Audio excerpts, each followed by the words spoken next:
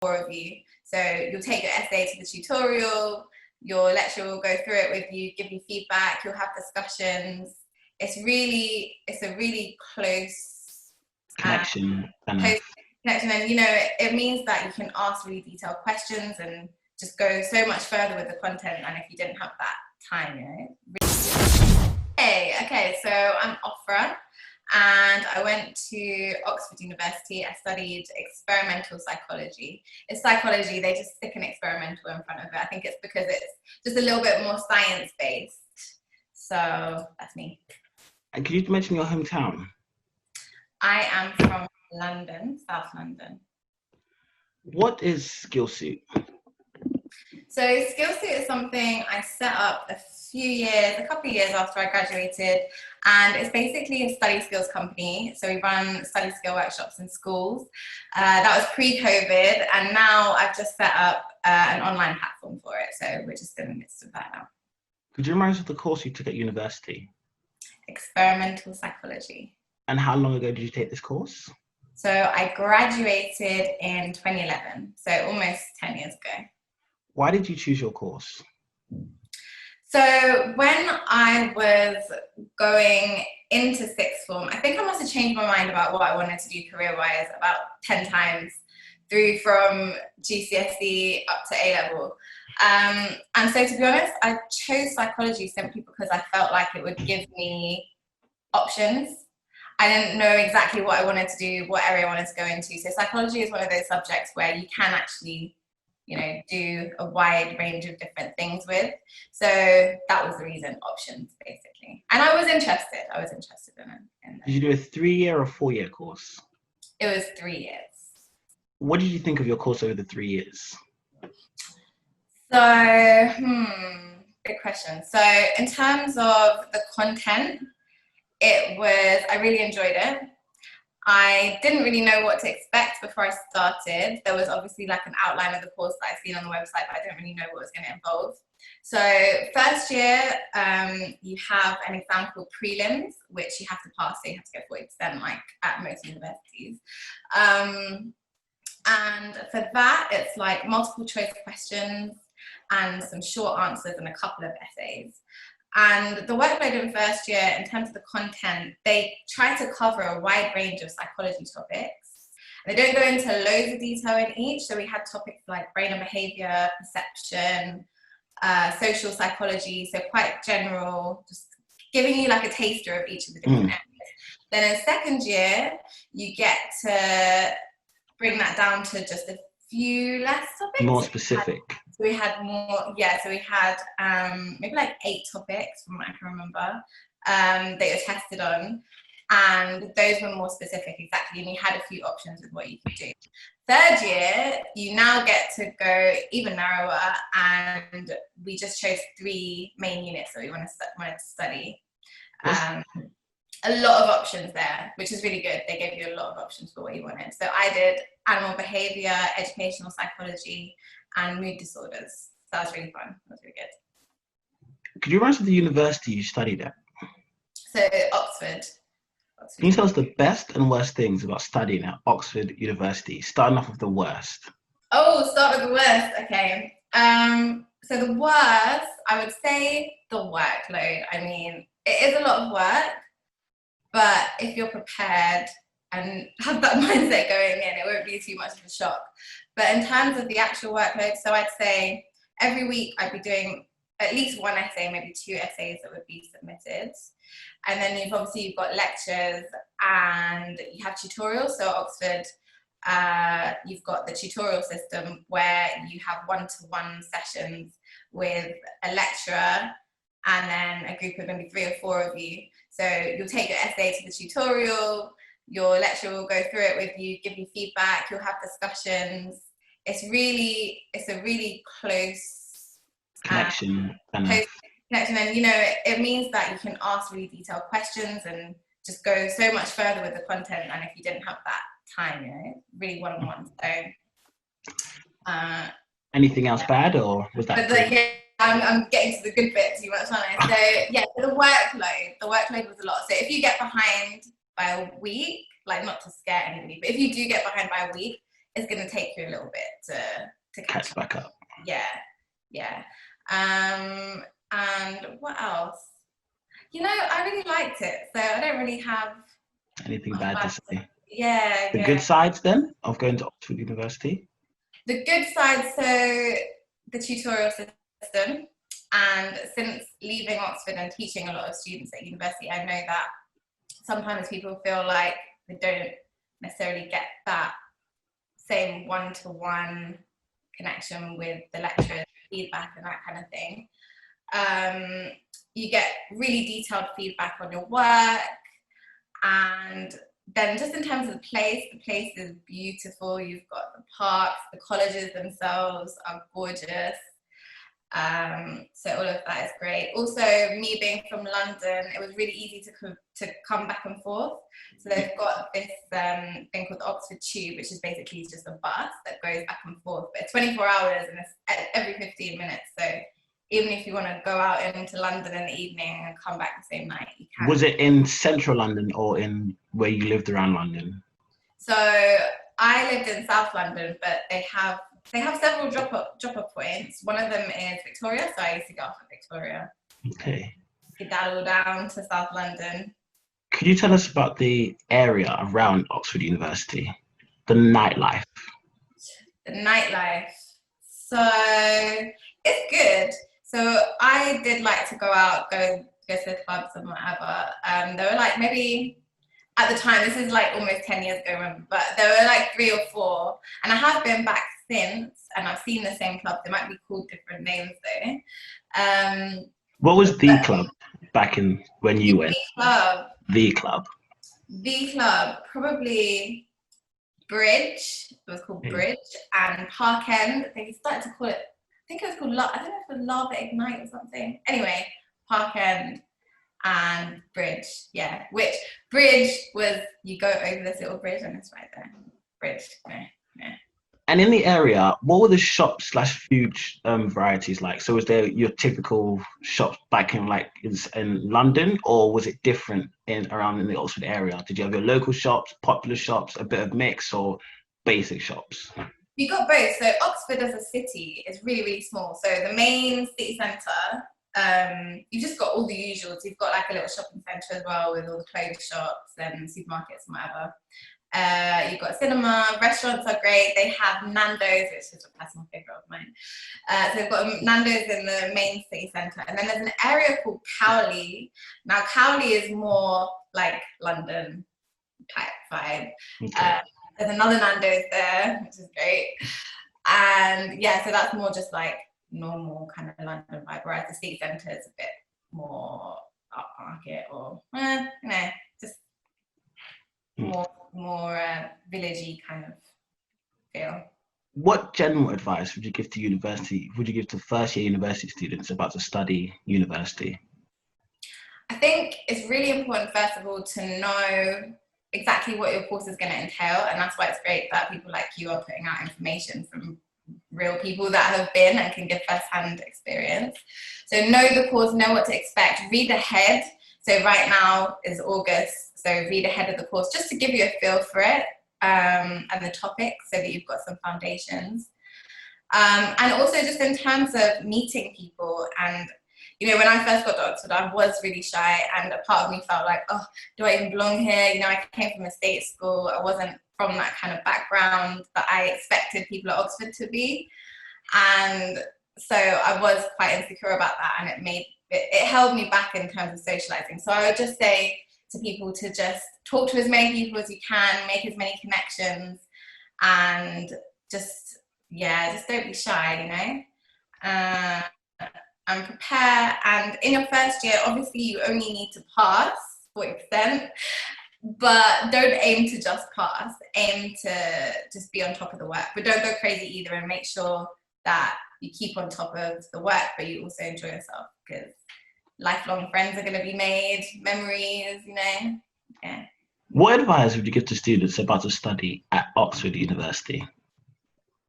Okay, so I guess all the same advice there applies for whatever university. Oxford in particular, I think it would be the same really, but just to be aware that yes, the workload is going to be a lot, and just mentally prepare yourself a little bit for that. It's completely doable, don't get me wrong, but you know, it was a massive difference to what I was used to at A level. And you might feel the pressure, but just remember to look after yourself. Really, really important. This is something that I go on about a lot, just self-care, making sure that, you know, you're making time for yourself and you're not just working. And there are a lot of people that did do that, and you're just going to end up burning out. So it's not good in the long run, you know. So yeah. What advice would you give to students about to study your course at university? Psychology. I think. So is this university generally, or just general university? Generally. So just your course at any university. Okay.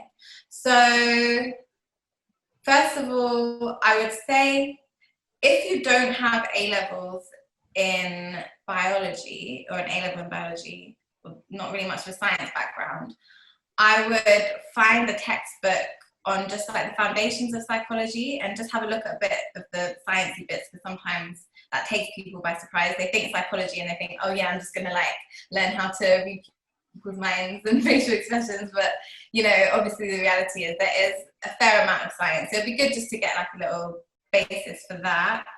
And also just to hone in on your critical skills, and I think that's important for any subject, but psychology in particular, you're going to get all your marks in essays and exams from evaluating and thinking outside the box and critiquing research articles and all that. So you can even just go on Google Scholar, just Google any psychology topic you're interested in, find a paper, read it, and think about how you would critique and, you know, think beyond what's there, kind of thing, you know. What do you think the best A-level/subjects are for psychology? Psychology is quite good in that way because there aren't really any subjects that are necessary, but universities usually like you to have at least one science. Biology, personally, I think biology is a good one to have just from the actual course content. Chemistry as well, and then physics too, but I would say biology, chemistry are particularly good. And if you don't do psychology at A level, so I didn't actually study psychology at A level. I did English Lit, Maths, Geography and Media. And actually, it really doesn't matter if you haven't studied it at A level because they'll teach you the foundations right from the start anyway. So you chose to go to university over an apprenticeship, so I was going right into work. What path you to make this choice? So the traditional academic route was just always the one that I had in mind when I was growing up, when I was at school. You know, I liked school and I liked academics, and luckily that was something that was for me and that I was able to do and was good at. So that was just the natural path to go to university. But I do think that, you know, it's not necessarily, there's no right or wrong path, you know, it just depends on the person. But yeah, that was it for me. What is life like now? Oh, just before I ask that, do you currently use your degree in your everyday life? So, that's a good question. Not directly, I guess, because so once I finished, I thought about what career or what job I might want, but in the end, I went down the self-employment route. That was just what suited me.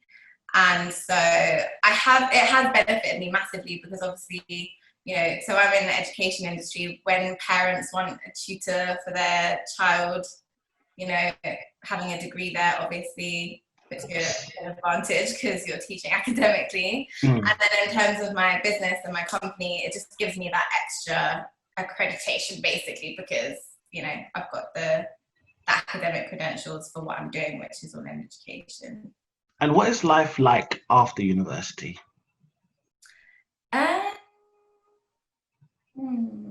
So for me, once I finished, I stayed at home.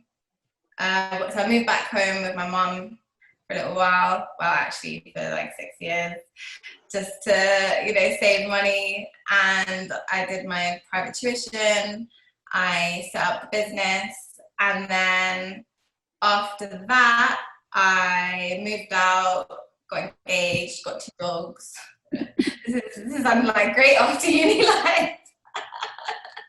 But no, I focused a lot on just trying to grow and learn and grow the business and enjoy myself. For me personally, the 9 to 5 was never for me. I wasn't attracted to it. I wanted to have the flexibility to do what I wanted and be my own boss. And that was it for me. And what advice would you give to students about to finish university, about taking the step from studying at university into adult life? I think university it's a massive bridge anyway. So, you know, it's not like you finish and there's suddenly like this whole new life out there that's going to be completely different, you know? It's a slow process and it's just a gradual thing that you'll get into. And you've already started that when you're at uni, you know, if you're living at the actual university, then, you know, you're already independent, cooking for yourself if you didn't when you were at home, and living by yourself and learning about the responsibilities of bills and all of that. So it's not a massive jump, but I guess, yeah. So that's fine. So Yeah. could you tell us more about Skillsuit? Skillsuit. So Skillsuit I started up in 2013, and so I've been running study skill workshops in schools. So we cover things like mastering memory and time management skills and growth mindset and note-taking and all of that kind of thing. So that's what I've been doing. And then once COVID kindly hit, obviously everyone's been going online, and I mean that was something that I wanted to do anyway. So I've been building up Skillsuit on social media, on Instagram, and we've now just released our first ebook on the website, courses.skillsuit.com, and that's an ebook that guides through how to create a summer schedule with templates, and we've got, I think, built up quite a few users now, so we're just getting that up to scratch. On the Instagram page, we run challenges, so, you know, a lot of students on our page find it difficult sometimes to motivate themselves to get up in the morning. So we've got Sunrise Challenge, we've got the Accountability Challenge where people can post their to-dos for the day, and I personally follow them up in the evening and bug everyone who hasn't got it done. So, you know, I'm just trying to create a really nice and supportive community that doesn't just focus on academics, but also on well-being. And I'm always going on about, you know, making sure you're looking after yourself. Who is Skillsuit catered for? So Skillsuit is for any student. So all the way from Key Stage 3 up to GCSE, A-level, university students, mature students. We have a few mature students on our page as well. Anyone that's in education, really. And anyone who just needs some motivation, even. So, yeah. At this point, I like, so students for Freebie Company kind of have a free-for-all. Well, I like to go free-for-all. You can say what you like about what you want. You could give advice. You could tell your acts about your company, where we can find you. Literally, the floor is yours. Ah, okay. Well, I'll just talk about Skillsuit then. So you can follow us on Instagram at Skillsuit, and on the website, which is courses.skillsuit.com, we've, like I said, just released our first ebook course with templates that you can print out, download and all that. And we'll be releasing lots of new stuff as well, so that's exciting. And seeing as I can talk about anything, I guess I would also just like to encourage anyone that I feel very passionately about accessibility. So with Skillsuit, I really want to support students and for there not to be any barriers with whether they can afford things. And that's something that I'm really, really, really passionate about. And having come from a very low income background, single parent household, you know, I wanted to do well. My motivation was always, I wanted to do well so that I could help people who couldn't necessarily afford a private education or a private tutor, or even, you know, some people, I know when I was younger, I wouldn't have been able to afford extra resources or textbooks sometimes, or, you know, so that's something I'm really passionate about, and I want people to be able to access whatever it is they need and know that, you know, the sky is the limit, cliche, and if you put your mind to anything, you can achieve it. So like, subscribe, and I'm plugged in.